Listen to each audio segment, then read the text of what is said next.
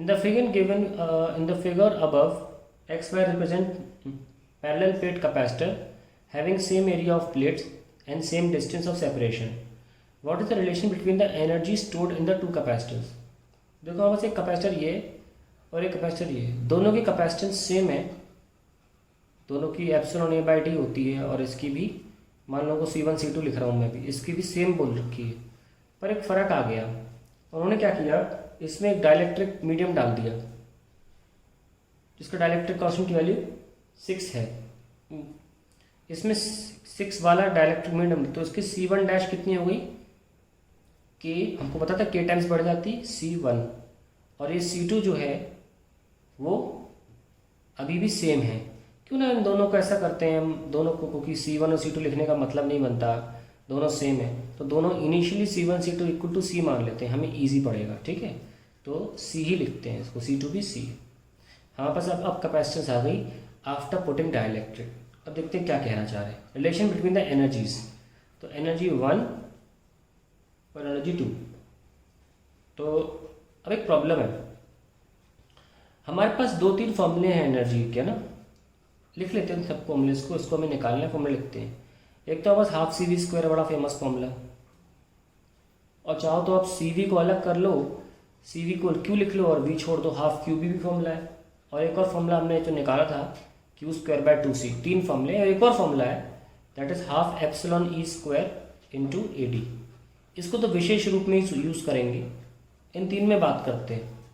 देखिए अगर आप डाइलेक्ट्रिक डाल रहे हो तो इसकी पोटेंशियल, अगर डाइलेक्ट्रिक नहीं डाला होता, दोनों कैपेसिटेंस सेम होती, तो पोटेंशियल बराबर बराबर बढ़ती।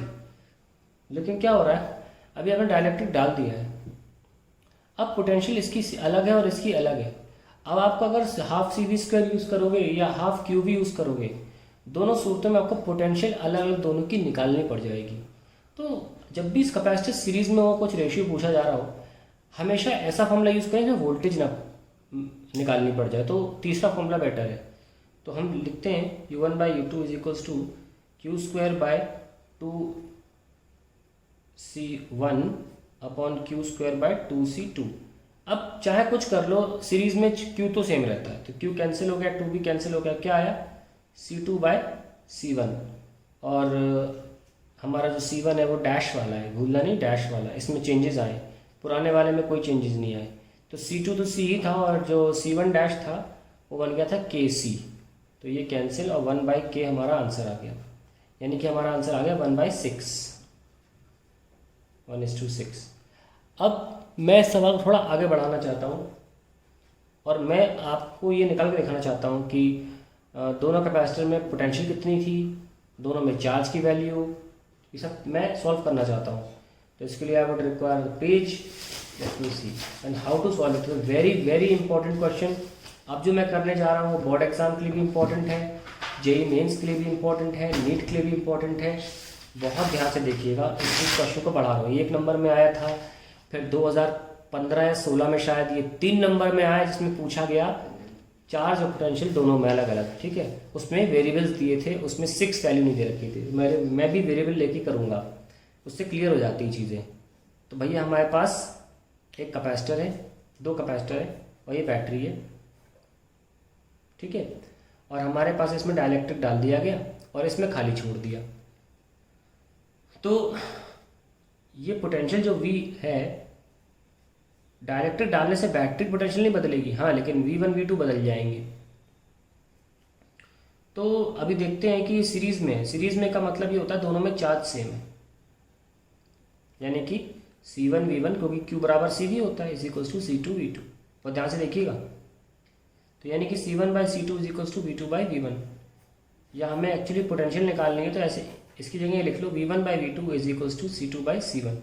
एक बहुत इंपॉर्टेंट स्टेटमेंट लिखने जा रहा हूँ। इन सीरीज कॉम्बिनेशन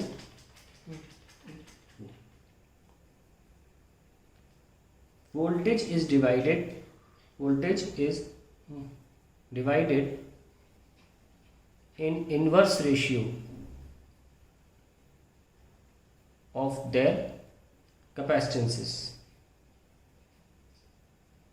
बहुत इंपॉर्टेंट स्टेटमेंट है, अगर आप स्टेटमेंट रट लेंगे आप तुरंत क्वेश्चन को कर पाएंगे। ठीक है, अब देखिए हम पास कैपेसिटेंस का रेशियो क्या था, C1:C2 क्या था, यानी कि आप C1/C2 भी लिखना चाहें तो वो था K/1। तो आंख बंद करके V1/V2 क्या लिखोगे, 1/K, लिख दिया ना। सो हमारे पास क्या है, V1 + V2, तो V के बराबर होगा, यस और नो। और V1 के पास डाइलेक्ट्रिक है तो V2 के पास K होगा, देख लीजिए V2 = KV1। ये बहुत इंपॉर्टेंट है कि आपको यह आना चाहिए, इन्वर्स रेशियो है ना। तो देखिए V1 + KV1 = V, basic ratio in proportion है, आपको मुझे उम्मीद है आता होगा। सो V1 की वैल्यू कितनी आ गई, V/1 + K, ये लीजिए भाई, V1 की वैल्यू आ गई। और V2 की वैल्यू कितनी आई, K × V1 था, तो यानी कि KV/1 + K। वेरी सिंपल, हमने दोनों अलग अलग पोटेंशियल्स निकाल ली। अब हम चार्ज भी निकाल लें, चार्ज एक ही बार निकालना है, वो भी चार्ज दोनों में सेम है, किसी को भी लेकर निकाल सकते, चाहे C1V1 करके निकाल लो, चाहे C2V2, आना सेम है, कुछ भी ले लो। भाई C1 कितना है, C1 तो KC के बराबर है ना, उसमें डायरेक्टली डाला था KC। और V1 कितना आया हमारे पास, V/1 + K, तो कितना आया KCV/1 + K। ये हमारे पास चार्ज आ गया। और अगर किसी को थोड़ी शंका हो तो वो C2V2 से भी निकाल के देख ले, C2 कितना है, C2 तो कुछ है ही नहीं इसमें से, C का C ही रहा, तो C और V2 की वैल्यू कितनी आ रही है, KV1, जो कि यहाँ लिखी हुई है K × V/1 + K। तो आप देख सकते हैं कि क्या आंसर आया, KCV/1 + K आया, दोनों में सेम, दोनों में सेम आया ना। ये भी हमारा हो गया, ये भी आ गया।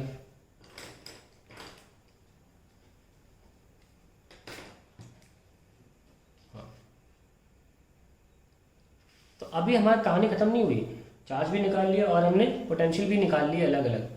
अभी हमें एक काम और करना है, हमें देखना है कि चार्ज कितना बढ़ा, और यहीं पे मुद्दा है हमारा कि डाइलेक्ट्रिक डालने से होता क्या है। ध्यान से देखिए,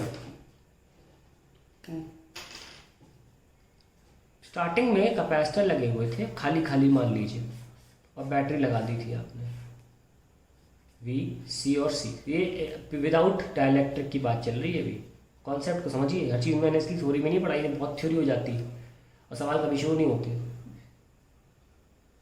हमें देखना है कि बैटरी कितना चार्ज भेज रही है।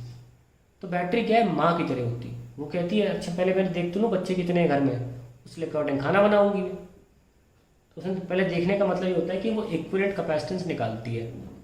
तो सीरीज में कैसा बताया था मैंने, C1C2/C1 + C2, that is C²/2C, that is C/2। अब आगे से याद रखना, सीरीज में अगर लगे हो कैपेसिटर तो हमेशा आंसर आता है C इक्विवेलेंट का C/n। 2 लगे हैं तो 2 लिख देना, 3 लगे हो तो 3 लिख देना, तब जब दोनों सेम हो। तो अब चार्ज निकाल सकते हो, that is C equivalent into battery potential, that is C/2 into V। तो CV/2 हमारे पास इनिशियली चार्ज था जब डाइलेक्ट्रिक नहीं डाला गया था। और बाद में अगर हम निकालना चाहें तो after dielectric C equivalent into V, potential तो चेंज नहीं हुई बैटरी की, पर C इक्विवेलेंट क्या था वो निकालना पड़ेगा। Let us find out C equivalent, C1C2/C1 + C2। C1 कितना था, KC हो गया था, और C2 तो C ही था, ये KC + C कितना आया, KC²/C1 + K, ये कैंसिल, तो C इक्विवेलेंट कितना आया, KC/1 + K। ठीक है भाई, यहाँ लिख दो तो Q' मिल जाएगा आपको, कितना हो गया Q', KCV/1 + K। मैंने अलग तरीके से भी निकाल दिया, हालांकि आप अभी थोड़ी देर पहले इसको ऑलरेडी निकाल चुके हैं, देख लो चार्ज को KCV/1 + K, फिर निकाल दिया। अभी हमें देखना है कि चार्ज कितना एक्स्ट्रा गया कम गया वो देखना पड़ेगा हमें, ठीक है। तो let us find out, Q' - Q will be the extra charge. Q' कितना है, KCV, या बेटर होगा कि जैसे कि यहाँ पे CV/2 लिखा है, और इजीली समझ में आ जाएगा अगर आप इसको Q' के फॉर्म में लिख लें। CV/2 है ना, तो ऐसा करो 2 से मल्टीप्लाई 2 से डिवाइड कर दो, तो ये CV/2 बन जाएगा, तो हम Q के फॉर्म में लिख पाएंगे, है ना। तो अब देखो Q' कितना हो गया, ये पूरा Q है 2K Q/1 + K।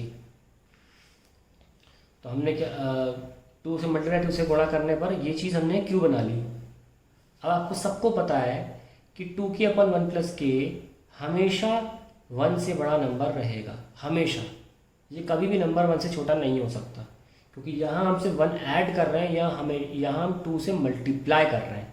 ओके, तो this number will always be greater than 1, hence q dash will always be greater than q।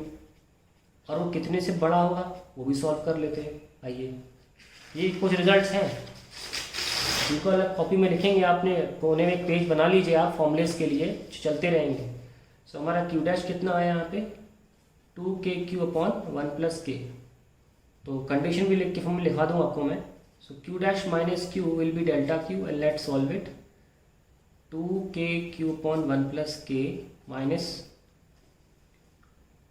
q is delta q, 2k minus 1 + k q delta q, and then 2k minus 1 - k/1 + k। Basic mathematics अगर नहीं आती है आपको तो बताना नहीं किसी को, बहुत बेइज्जती होगी।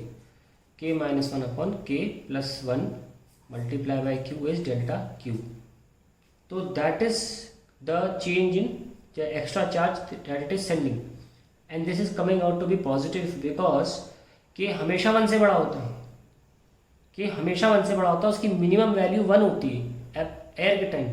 और जब एयर होगी तो कुछ जाने की जरूरत ही नहीं है, चार्ज की, चार्ज जैसा था वैसे ही रहेगा, जितना बैटरी पहले भेज रही थी उतना ही भेज रही होगी, तो डेल्टा क्यू 0 आ जाएगा। पर अगर आपने अपने एयर या वैक्यूम के अलावा कुछ भी डाला तो 1 से बड़ा होता है k, तो आंसर पॉजिटिव ही आएगा, डेल्टा क्यू इज पॉजिटिव, ध्यान रखिए।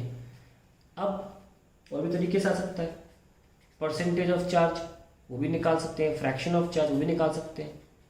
तो इस तरीके से फॉर्मूले को याद रखें तो बहुत सही रहेगा।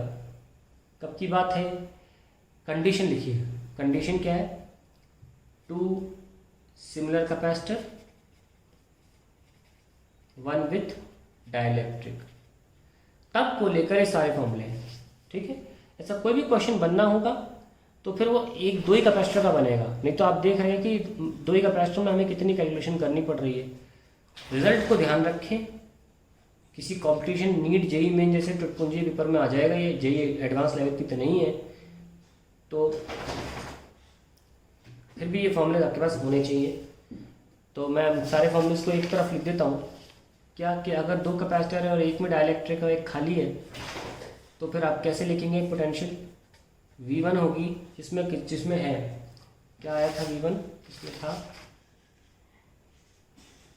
V/1 + k, और दूसरे वाले में उसका k टाइम्स, क्योंकि हमने देखा था कि कैपेसिटेंस के इन्वर्स रेशियो में, तो अगर कैपेसिटेंस k/1 है तो वोल्टेज 1:k होगी, तो k टाइम्स V/1 + k। ये तो पहला फॉर्मूला हो गया, सेट ऑफ फॉर्मूलेस। दूसरा सीरीज है तो चार्ज निकाल लेंगे, चार्ज होता है C1V1, C1 kc था, V/1 + k, ये हमारा चार्ज आ गया।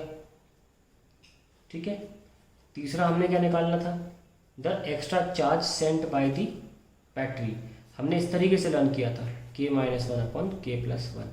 और ये 3 फॉर्मूले आपके लिए बहुत इंपॉर्टेंट है।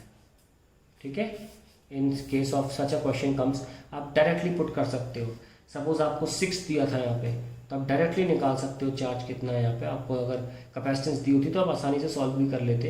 हालांकि अगर आपको रेशियो निकालना हो तो इसमें रेशियो निकाल सकते हैं, क्योंकि v दिया नहीं है। तो कितना आएगा, 6 - 1/6 + 1, दैट इज 5/7। ठीक है, और ये चार्ज देख लीजिए कितना अच्छा खासा चार्ज है, परसेंटेज ऑफ चार्ज जो भेजा गया। खैर ये तो एक सवाल की बात है, सवाल इंपॉर्टेंट नहीं होता, कंसेप्ट इंपॉर्टेंट होता है, जनरल स्टेटमेंट्स इंपॉर्टेंट होते हैं, जनरल फॉर्मूलेज इंपॉर्टेंट होते हैं, जो काफ़ी और सवालों को सॉल्व कर सकें। तो हमारा 1 मार्कर तो बहुत ईजी था, आप देख सकते हैं 1 मार्कर तो तुरंत आ गया था, लेकिन उसको बढ़ाया ताकि इस तरीके के सारे सवालों को किया जा सके।